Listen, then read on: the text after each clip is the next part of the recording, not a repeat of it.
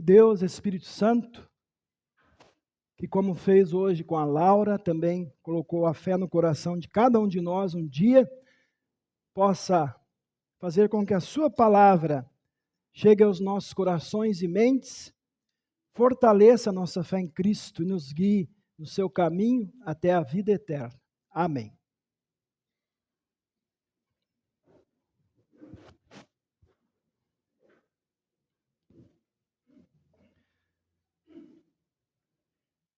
Estimados irmãos, irmãs do Salvador Jesus, especialmente estimados confirmandos.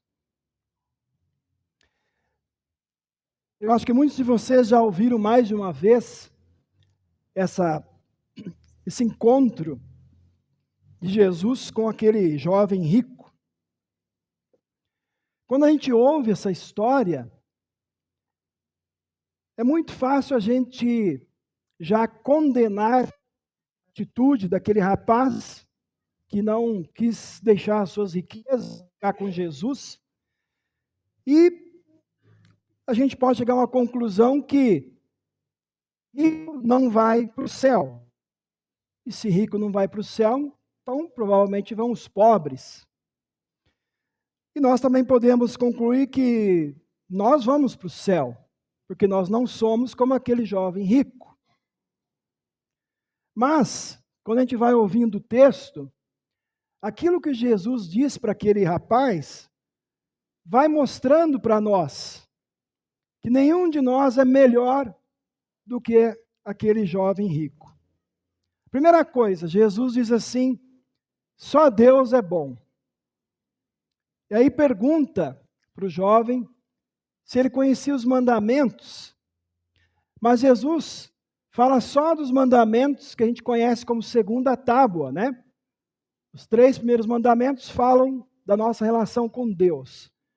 Do 4º ao 10º, a gente chama de segunda tábua, nossa relação com os outros. Jesus só fala dos mandamentos dessa segunda tábua. E por último, ele diz para o jovem, olha, vende tudo que você tem, dá para os pobres e siga-me. Bom, vamos entender tudo isso aqui. Primeiro, quando Jesus diz assim, que só Deus é bom, ele estava mostrando para aquele jovem, para as pessoas que estavam lá e para nós hoje também, que ninguém, nenhuma pessoa, absolutamente ninguém, pode se considerar bom diante de Deus. Essa é a primeira mensagem que Jesus está passando. Segundo, quando Jesus perguntou para ele dos mandamentos, né, aqueles não ser desonesto, não dar falso testemunho, honrar pai e mãe, provavelmente Jesus queria ver se o jovem ia responder alguma coisa falando dos 3 primeiros mandamentos, da sua relação com Deus, mas o rapaz não disse nada. É como, às vezes, nós costumamos falar, né? Quando alguém talvez pergunta para a gente assim, você cumpre os mandamentos? Raramente a gente ouve alguém dizer assim, sim, eu amo a Deus acima de tudo, eu nunca uso o nome de Deus em vão, eu sempre santifico o dia do descanso. Geralmente a gente não fala isso. A gente costuma falar assim, não, eu não mato, eu não roubo, eu respeito os outros, eu não sou desonesto. A gente geralmente cita esses mandamentos. Difícil alguém falar assim, não, eu amo a Deus acima de tudo, né? Os 3 primeiros mandamentos.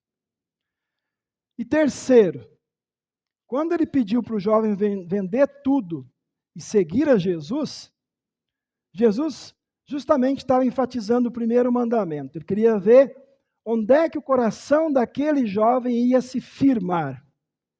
Se ele ia continuar ligado às suas riquezas, ou se ele ia, de fato, seguir Jesus e ficar confiando unicamente em Jesus. Meus irmãos, hoje não é diferente. Hoje, quando Deus pede para nós toda a nossa vida consagrada a Ele, inclusive nossos bens, nosso dinheiro, toda a nossa vida, a gente tem que decidir, a gente tem que escolher como é que nós vamos usar e administrar tudo que Deus nos dá. E é isso que Deus quer também de vocês, queridos jovens que vão se confirmar hoje. Hoje vocês vão prometer ser fiéis a Deus até o fim. E Jesus está dizendo, eu quero que a vida toda de vocês seja consagrada a mim. Agora, muitos de nós aqui já fomos confirmados.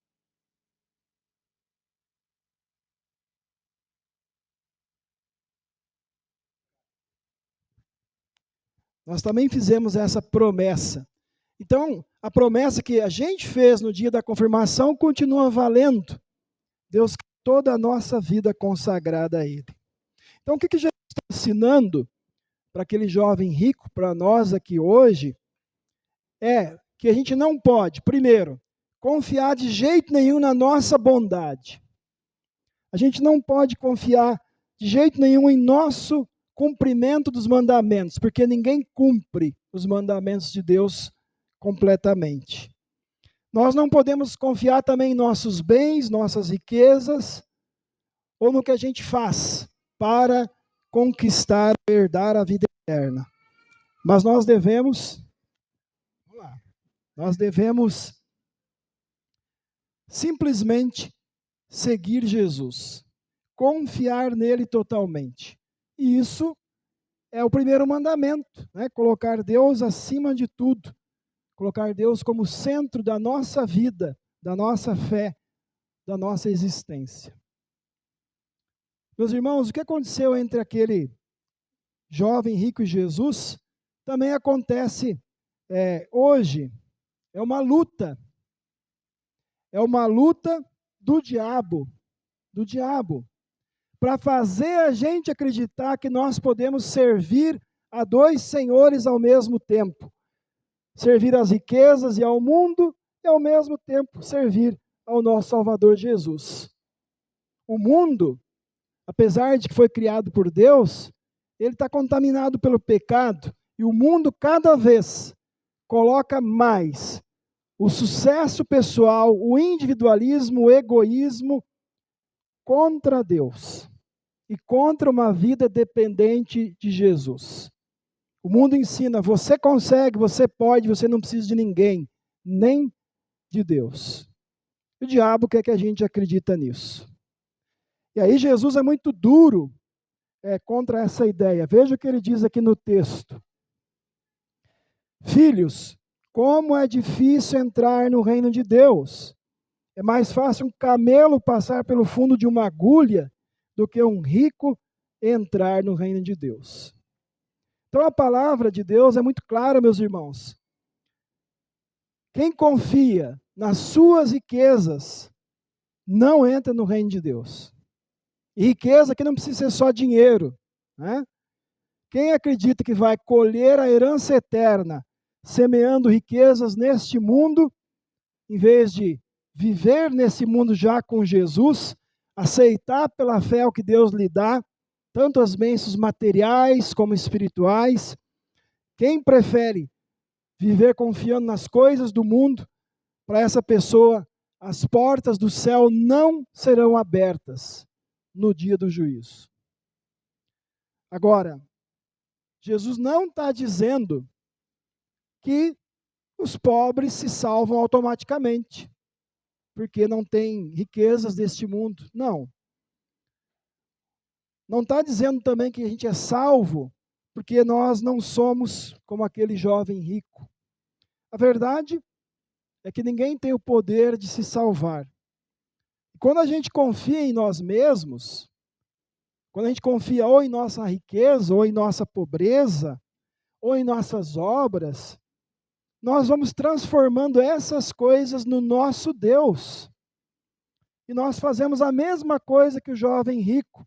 Nós não colocamos Jesus como o mais importante de tudo. Lutero já dizia, né? Aquilo que você mais confia, esse é o seu Deus. Aquilo que você mais busca, esse é o seu Deus.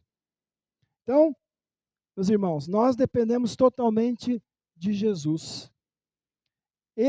Somente Ele faz aquilo que é impossível para nós. O que é impossível para nós? Ser salvos. Ele salva tanto o rico como o pobre, porque ele olha para nós com o seu amor profundo, como ele olhou para aquele jovem naquele dia. E assim, queridos confirmandos, Jesus olhou para vocês desde o dia do batismo de vocês.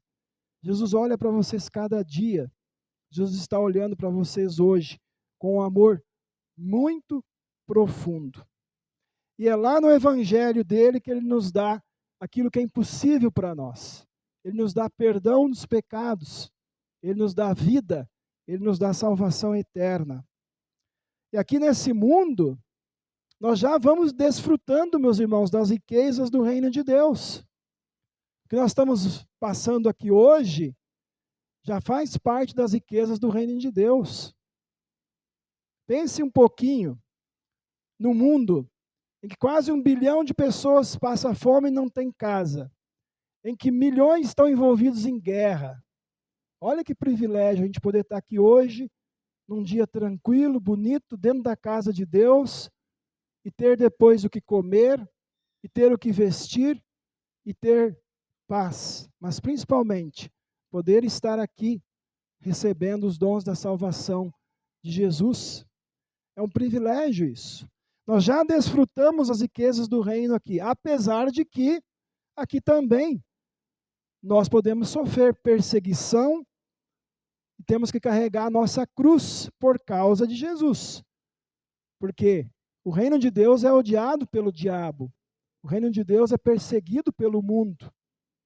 Nós já desfrutamos das bênçãos, mas temos que lembrar que até o dia que Jesus nos chamar, a gente também vai sofrer.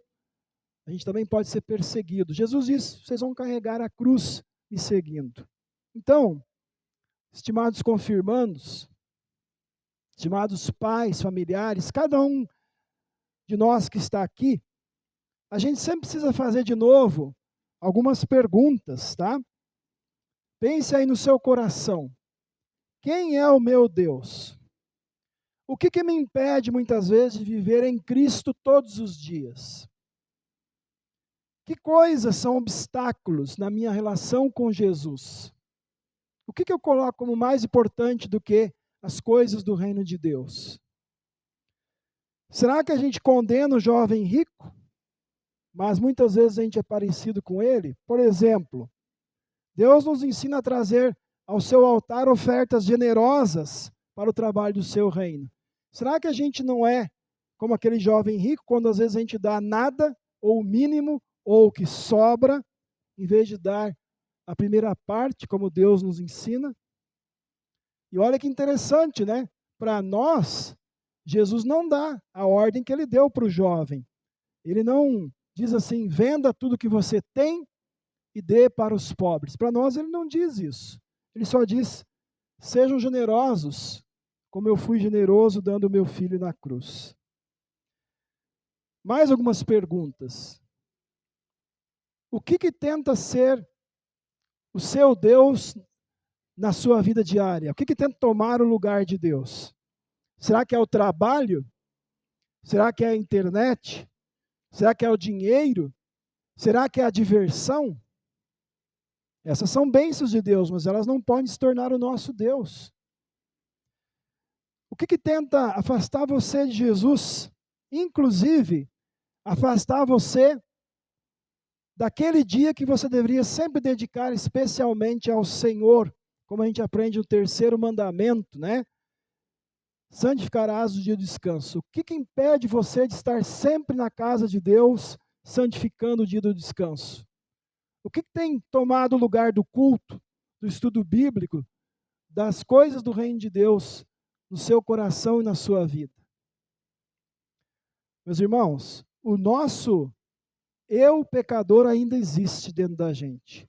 E ele continua querendo as coisas do mundo, ele continua querendo os bens materiais acima da fé e acima da salvação.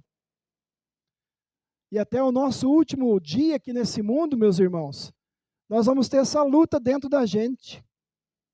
Nós seremos tentados pelo diabo todo dia a deixar Jesus, a nos afastar do seu reino, a pensar que a gente não precisa de Deus, que a gente não precisa da palavra da Santa Ceia, que a gente não precisa dos irmãos na fé, que a gente pode se virar sozinhos. Meus irmãos, que bom é que Deus, graças a Jesus, torna possível para nós o que para nós é impossível, a nossa salvação. Porque Jesus deixou as riquezas do céu para vir viver aqui entre nós. Vamos ver se agora melhora. Isso. Jesus deixou as riquezas do céu para vir viver aqui entre nós. Ele veio salvar os perdidos. Nós, perdidos em nossos pecados, perdidos em nossos desejos egoístas, perdidos na nossa falha sabedoria humana. E é por causa de Jesus, meus irmãos, que Deus olha para nós com um amor profundo e se agrada de nós e torna possível o que era impossível. Por sua graça que a gente recebe no batismo, né, como hoje tivemos aqui, pela sua graça que continuamos a receber na palavra e na Santa Ceia, Deus dá para nós poder para lutar contra o diabo, para lutar contra as tentações. E Ele lembra a gente que nós não podemos servir a dois senhores ao mesmo tempo. A gente não pode se salvar sozinho. Então, os confirmandos também têm esse poder de Deus, de lutar contra as tentações, de lutar contra o diabo. E aqui quero dar uma mensagem bem específica para eles, para todos os jovens que estão aqui hoje. Após a confirmação, não termina o estudo da palavra de Deus. Não termina a vida de fé. Eu já falei muitas vezes para eles, que eu espero ver eles aqui no grupo de jovens. Primeira reunião que a gente tiver, provavelmente no final do mês, que a gente quer receber eles aqui no grupo de jovens. Vamos incluir eles no grupo de WhatsApp, jovens, mas a gente quer eles aqui. Então, pais, tragam seus filhos. Porque é aqui com os outros jovens, é aqui no culto que eles vão continuar recebendo o poder de Deus para não se afastar de Cristo, para continuar firmes no caminho da salvação. Então, meus irmãos, vamos pedir a Deus, todos nós, um coração fiel e crente, não um coração duro e incrédulo, como a gente ouviu na epístola de hoje. Vamos animar uns aos outros. Os padrinhos, do batismo, essa é uma das principais funções que eles têm. Animar os seus afilhados para que continuem firmes na fé. Vamos animar uns aos outros. Vocês, confirmandos, animem uns aos outros. Jovens, animem uns aos outros. Irmãos todos, animem uns aos outros. Para que ninguém seja enganado pelo pecado. Para que ninguém endureça o coração. Com aquele jovem rico, Jesus certamente ficou triste que aquele jovem não quis segui-lo. Acima de tudo, vamos lembrar que aquilo que para nós é impossível, para Deus é possível. Em Cristo, Ele dá a todos nós a riqueza da salvação. Ele quer ser o nosso Deus cada dia. Ele quer ser um Deus cheio de amor e misericórdia para cada um de nós. Ele quer salvar todo mundo. Ele é o Deus, meus irmãos, que está com a gente quando chove. Ele é o Deus que está com a gente quando tem tempestade e quando tem calmaria. Ele é o Deus da gente quando a gente está aqui na confirmação. E Ele é o Deus da gente todos os dias. E Ele promete que vai nos encher com...